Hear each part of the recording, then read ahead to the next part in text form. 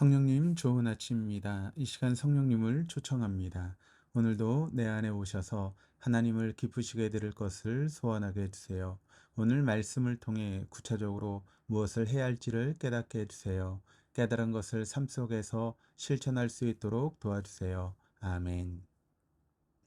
오늘 함께 나누실 하나님 말씀은 누가복음 20장 27절에서 47절까지의 말씀입니다.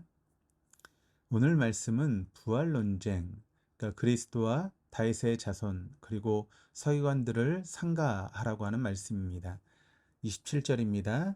부활이 없다고 주장하는 사두개인 중 어떤 이들이 와서, 그러니까 사두개인은 유대교 종파 중 하나로 제사장 계열의 사람들이고 귀족적이며 부자였으며 유대 사회에서 상류층을 이루고 있었던 사람들입니다.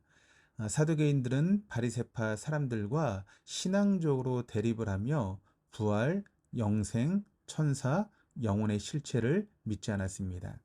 그 사두개인들이 주님께 와서 물은 것입니다. 28절에서 33절까지 말씀을 보시면 물어 이르되 선생님이여 모세가 우리에게 써주기를 만일 어떤 사람의 형이 아내를 두고 자식이 없어 죽으면 그 동생이 그 아내를 취하여 형을 위하여 상속자를 세울지니라 하였나이다.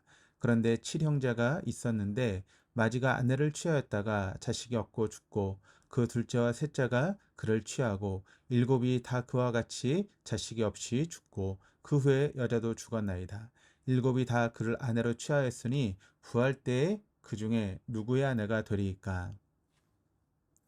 28절은 신명기 25장의 율법 조항으로 계대 결혼법이라고 하여서 아들이 없이 죽은 형제에 대해 다른 형제들이 죽은 형제의 아내를 취해 대를 잇게 하는 규정이었습니다. 사두개인들은 그 말씀을 인용해 주님께 부활에 대해 시비를 걸고 있는 것입니다. 고 사두개인들의 의도는 만일 부활이 있다면 이런 난처하고 곤란하고 황당한 일이 벌어지지 않겠느냐라고 하는 것입니다. 그러자 주님께서 말씀하신 것입니다. 35절에서 38절입니다. 예수께서 이르시되 이 세상의 자녀들은 장가도 가고 시집도 가되 저 세상과 및 죽은 자 가운데서 부활함을 얻기에 합당히 여김을 받은 자들은 장가 가고 시집 가는 일이 없으며 그들은 다시 죽을 수도 없나니 이는 천사와 동등이요 부활의 자녀로서 하나님의 자녀임이라. 죽은 자가 살아난다라고 하는 것은 모세도 가시나무 떨기에 관한 글에서 주를 아브라함의 하나님이요 이삭의 하나님이요 야곱의 하나님이시라 칭하였나니 하나님은 죽은 자의 하나님이 아니요 살아있는 자의 하나님이시라. 하나님에게는 모든 사람이 살아있느니라 하시니. 부활은 죽은 자가 다시 사는 것입니다. 밤에 잠들었다가 아침에 깨는 것이 아니라 호흡이 완전히 멈춘 죽은 상태에서 다시 사는 것입니다. 완전히 죽었다가 다시 사는 것입니다. 그러기에 부활은 신비입니다. 그러므로 부활은 믿음으로 받아들여지는 사건이며 현실입니다. 그러니까 이성적인 논리와 과학적인 실험으로 증명하고 설득할 수 있는 현실과 사건이 아닌 살아계신 하나님의 사건입니다. 세상적이며 물질적이며 권력지향적인 사두개인들은 부활을 믿지 않았습니다. 어쩌면 가진 것이 많고 누리고 있는 것이 많아 그것들의 눈이 멀어 사두개인들은 처음부터 부활을 믿고자 하지 않았고 믿을 수 없었을 것입니다.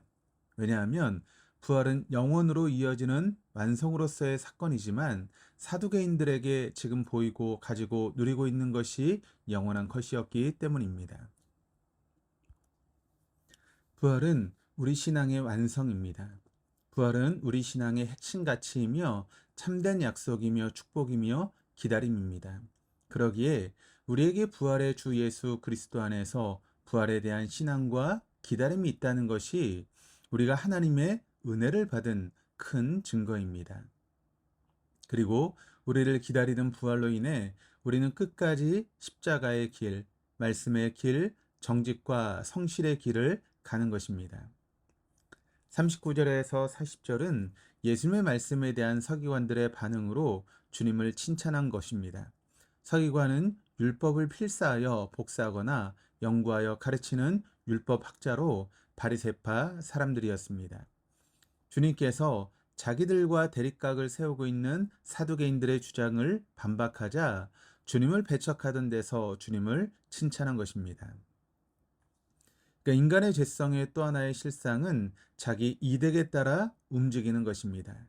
자기에게 이득이 되면 동지가 되고 손실이 되면 적이 됩니다. 비겁하고 비열한 죄인된 인간의 단면이며 현실입니다. 그러기에 친구가 없습니다. 그러나 주님은 우리에 대해 변함이 없으십니다.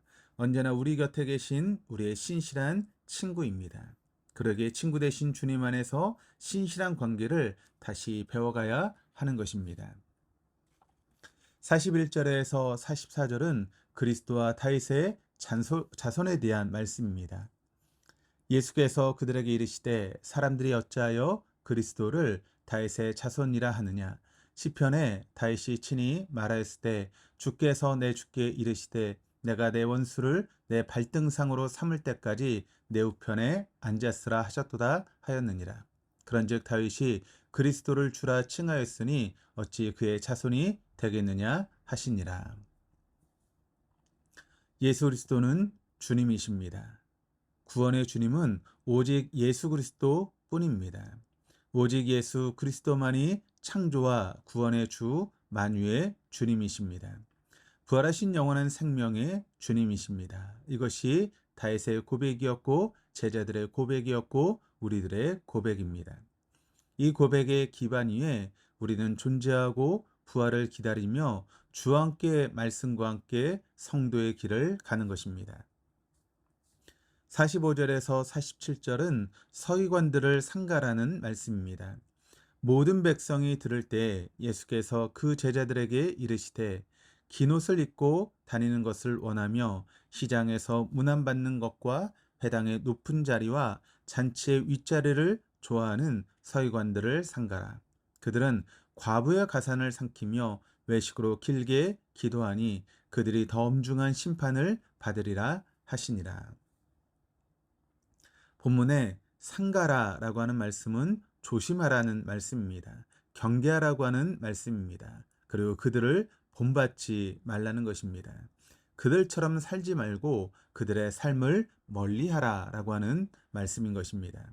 왜냐하면 서기관들은 율법을 가르치고 말은 청산유수처럼 잘하지만 삶은 욕심으로 뭉쳐있고 교만하여 이중 삼중적이기 때문입니다. 주님을 믿는 참된 증거는 무엇입니까? 변화입니다. 그리고 그 변화의 우선적인 자리가 언어와 태도입니다. 왜냐하면 주님께서 내 안에 계시기 때문입니다. 내 안에 주님과의 관계가 설정되었기 때문입니다. 내 안에 주님이 계시기에 스스로 생각하고 돌아보며 살게 되었기 때문입니다. 그러기에 변화야말로 하나님의 은혜에 대한 참된 증거이며 실상입니다. 우리 주님은 부활하셔서 살아계신 주님이십니다. 살아계셔서 오늘도 내일도 우리와 함께 하시는 우리들의 신실한 친구입니다. 이 신실하신 우리의 친구 되신 주님 안에서 사람들과 신실한 관계를 배워가고 끝까지 정직과 성실의 길, 말씀의 길을 가는 것입니다. 오늘도 그와 같은 삶을 살아갈 수 있는 저와 여러분 우리 모두 다 될 수 있기를 주님의 이름으로 축원합니다. 기도하시겠습니다. 하나님 아버지, 오늘도 부활하셔서 우리 가운데 살아계신 우리의 친구 되신 주님을 인식하며 살게 하여 주시옵소서. 그리고 신실하신 주님 안에서 사람들과 신실한 관계를 배워가며 오늘도 정직과 성실, 말씀의 길을 가는 하루 되게 하여 주옵소서. 감사드리며 예수 그리스도 이름으로 기도드립니다. 아멘.